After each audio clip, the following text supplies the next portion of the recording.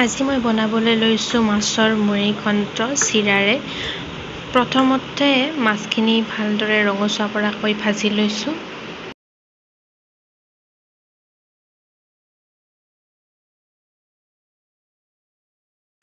মই আঞ্জাখনো বনাবলৈ একেটা কেৰাহীকে ইউজ কৰিছোঁ। তেল গৰম হোৱাত পিঁয়াজখিনি দি দিছোঁ। পিঁয়াজখিনি ৰঙচুৱা পৰালৈ ভাজিব।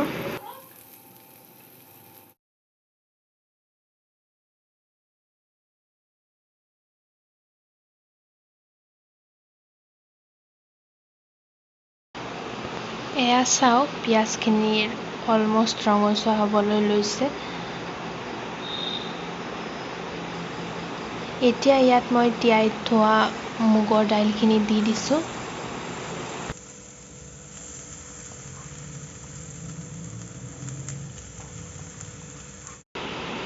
আটাইখিনি বস্তু অকণমান মিহলি কৰি দিছোঁ।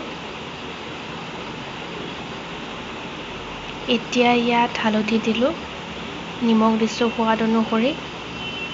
এতিয়া আটাইখিনি বস্তু ভালদৰে আকৌ এবাৰ মিহলি কৰি দিছোঁ।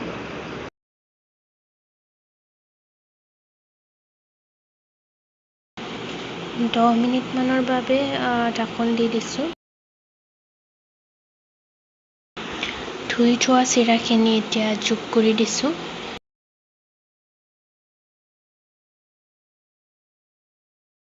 আটাইখিনি বস্তু ভালদৰে মিহলি কৰি অলপমান সময় ভাজি লৈছোঁ।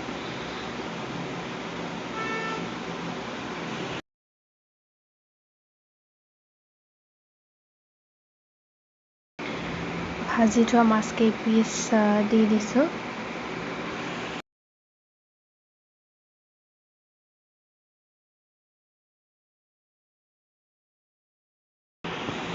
এয়া পানী দি দিছোঁ। পানী দিছোঁ প্ৰায় ডাঙৰ কাপেৰে 2.5 কাপ।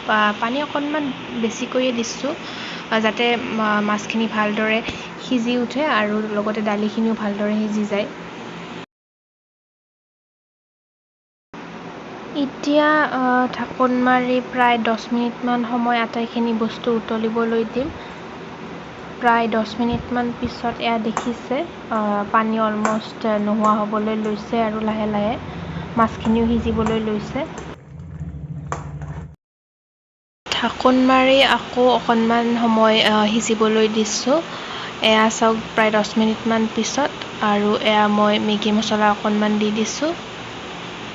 মছলাখিনি দি আকৌ ঢাকন মাৰি অকণমান সময় সিজিবলৈ দিছোঁ আৰু এয়া চাওক, আমাৰ আঞ্জাখনৰ পানীও কমি গৈছে, মাছখিনিও সুন্দৰকৈ গলি গৈছে আৰু দালিখিনিও ধুনীয়াকৈ সিজি উঠিছে আৰু মুড়ি ঘণ্টখন পৰিৱেশন কৰিবৰ বাবে তৈয়াৰ হৈ গৈছে। অতি সহজ ৰেচিপি, আপোনালোকে বনাই চাব, কেনেকুৱা পায় জনাব।